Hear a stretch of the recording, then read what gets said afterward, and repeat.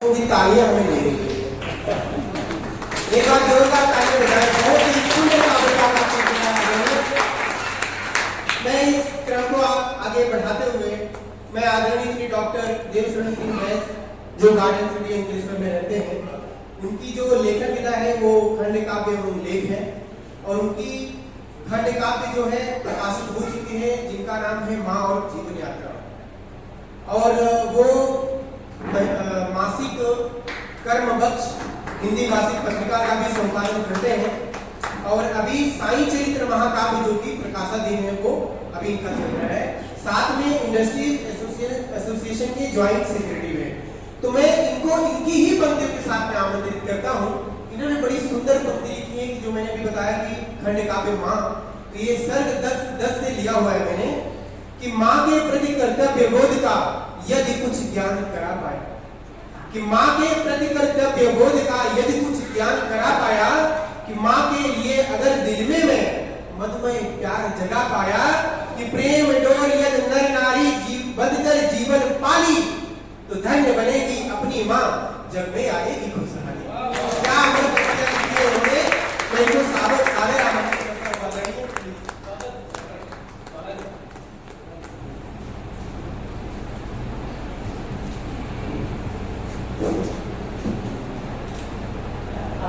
मंचस्थ सभी कवि महानुभाव और इस सभागार में उपस्थित सभी सम्माननीय श्रोतागण, मैं आज बुक लवर्स फोरम और राष्ट्रभाषा हिंदी साहित्य मंच के सभी जो हमारे ऑर्गेनाइजर हैं सबको बहुत बहुत आभार व्यक्त करता हूँ कि हिंदी साहित्य या देश की जो भी भाषाएं हैं, क्योंकि हमारे देश की जितनी भाषाएं हमारी सभी राष्ट्रभाषाएं हैं, सभी भाषाएं सम्माननीय हैं, उनको मिलकर हम लोग एक मंच बना रहे हैं और उस मंच के माध्यम से विशेष करके हिंदी साहित्य का बड़ा लोप होता जा रहा है धीरे धीरे आज के समय में। और हिंदी ऐसी भाषा है जो हमारे देश में लगभग हर क्षेत्र में हर राज्य में बोली जाती है और समझी जाती है। तो इसको प्रसारित करने के लिए जैन साहब, बुखारी साहब, डॉक्टर गिरिया साहब ने एक बहुत ही सार्थक प्रयास किया है। इसके लिए मैं आप सभी को बहुत बहुत धन्यवाद। एक बार जोरदार तालियां बजाएं इनके लिए।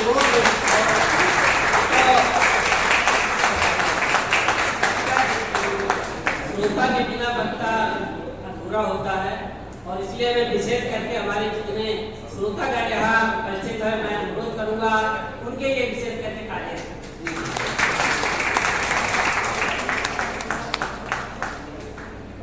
मित्रों, मेरा जो भी विषय रहा है साहित्य से संबंधित, मैं बड़े सामाजिक विषयों पे ज्यादा ध्यान देता हूँ जिससे समाज में कुछ परिवर्तन आ सके। विषयों को लेकर लिखने का हमेशा प्रयास रहा है। उसी क्रम में हमने माँ खंड काव्य लिखा है और मैं आप लोगों से अनुरोध करूंगा कि अगर अवसर मिले तो आप लोग जरूर पढ़िए, क्योंकि समाज में आज अगर माँ का स्थान ऊंचा हो जाए, यहाँ मातृ शक्तियाँ हैं, तो आप समझिए, मैं मानता हूँ कि समाज की बहुत ज्यादा समस्याएं अपने आप खत्म हो जाए। बहुत बड़ी बात। हमने उसमें माँ खंड काव्य एक पंक्ति लिखी थी, एक लाइन लिखी थी कि माँ प्रत्यक्ष देवी है, जबकि जिसे हम देवी मानते हैं उसे जानते ही नहीं। और माँ तो प्रत्यक्ष है, माँ के रूप, देवी के रूप में, तो हमको उसकी पूजा करनी चाहिए।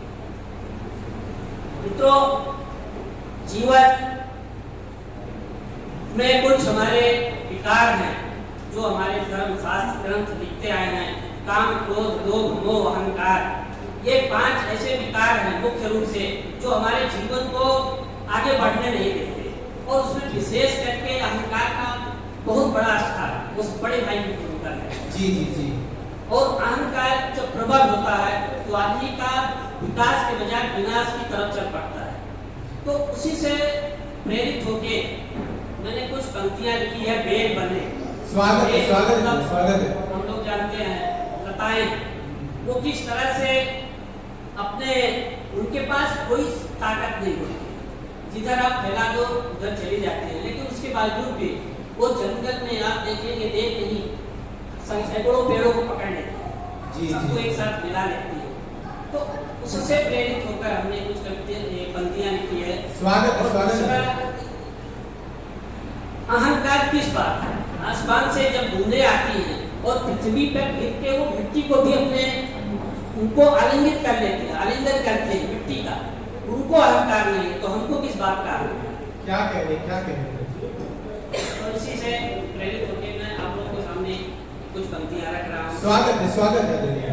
कि आलिंगन करते हैं आंसू, आलिंगन करते हैं आंसू, दूर क्षितिज से आकर भी आलिंगन करते हैं आंसू, दूर क्षितिज से आकर भी अंगड़ाई लेती हैं आंखें, अंगड़ाई लेती हैं आंखें, दुख का सागर पाकर भी। वाह वाह वाह, क्या बात तब हम है। क्या कर रहे हैं कि ज्ञान चक्षु हम बंद किए हैं, ज्ञान चक्षु हम बंद किए हैं, ज्ञान आश्रम जाकर भी। हाँ। हमारी ये स्थिति है, हम ज्ञान आश्रम जाते हैं, बड़े बड़े प्रवचन सुनते हैं, लेकिन आंखें बंद किए हैं। तब बिना पैर के अमराई, तब बिना पैर के अमराई, चढ़ जाती ठोकर खाकर भी। क्या बात है, तब क्या बात है। बिना पैर के अमराई, चढ़ जाती ठोकर खाकर भी, आलिंगन करते हैं आंसू, आलिंगन करते तालियां अच्छी नहीं। से आकर भी। प्यारे कि बेलों ने फैलाया आंचल, बेलों ने फैलाया आंचल, जो मिला पकड़ कर पकड़ लिया है, बेलों ने फैलाया आंचल, जो मिला जकड़ कर पकड़ लिया। और दूर भागते जंगल उपवन, दूर भागते जंगल उपवन, उनको भी वह पकड़ लिया। दूर भागते जंगल उपवन, उनको भी वह पकड़ लिया। क्या बात है। और जोड़ लिया अंतस्तल से, और जोड़ लिया अंतस्तल से, गैरों के सहारे हो। क्या कह रहे, क्या कह रहे? वह जोड़ लिया अंतस्तल से, गैरों के सहारे होकर भी, आलिंगन करते हैं आंसू, दूर क्षितिज से आकर भी। और फिर हमारे जीवन में क्या है? स्वागत है। हम अपने जीवन में क्या कर रहे हैं कि जीवन की आपाधा भी हम, जीवन की आपाधा भी हम, अपनों से ही दूर हुए। जीवन की आपाधा भी हम, अपनों से ही दूर हुए।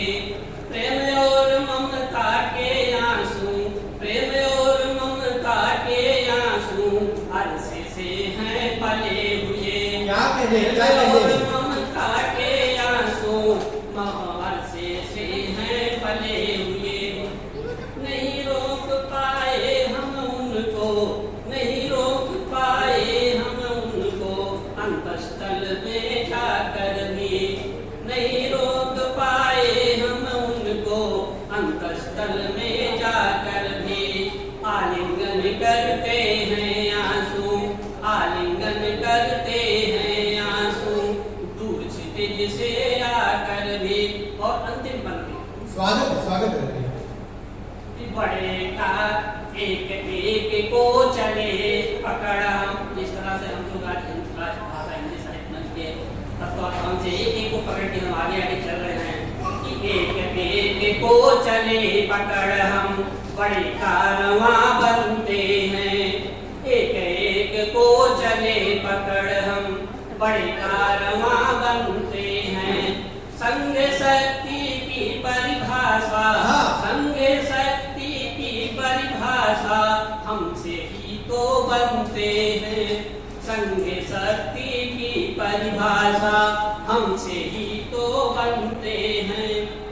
और क्यों अहंकार की डमरू बजती, लास्ट लाइन सुनिएगा, क्यों अहंकार की डमरू बजती, एक मदारी होकर भी। क्यों अहंकार की डमरू बजती, एक मदारी होकर भी, आलिंगन करते हैं आंसू, आलिंगन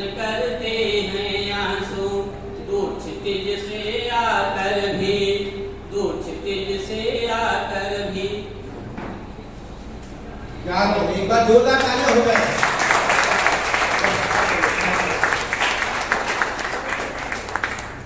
पंडित जी ने माँ मेरा बहुत फेवरेट, हिंदी में हम लोग यहाँ के हिंदी भाषा में बहुत काफ़ी कमजोर हो गए हैं। जी जी जी। हिंदी माँ हमारा बहुत मुख्य विषय है। माँ के लिए मेरे दिल में और मैं बचपन से एक करके काम मैं 7-8 सालों में लिखा और माँ की भावनाओं को, माँ को देखा। हमारी माँ ही नहीं, हम जो अपने दोस्तों के घर में जाते थे उनकी माँ में भी उतना ही प्यार मिलता। बहुत बड़ी बात आपने कही। तो वो दिल में को ऐसा छू गया कि मैंने माँ का किताब लिखना चालू किया। आज भी मेरा सबसे प्रिय विषय माँ। तो ये चर्चा हुई है, मैं उस पर भी कुछ पंक्तियाँ आप लोगों के सामने प्रस्तुत करना चाहता हूँ। स्वागत है।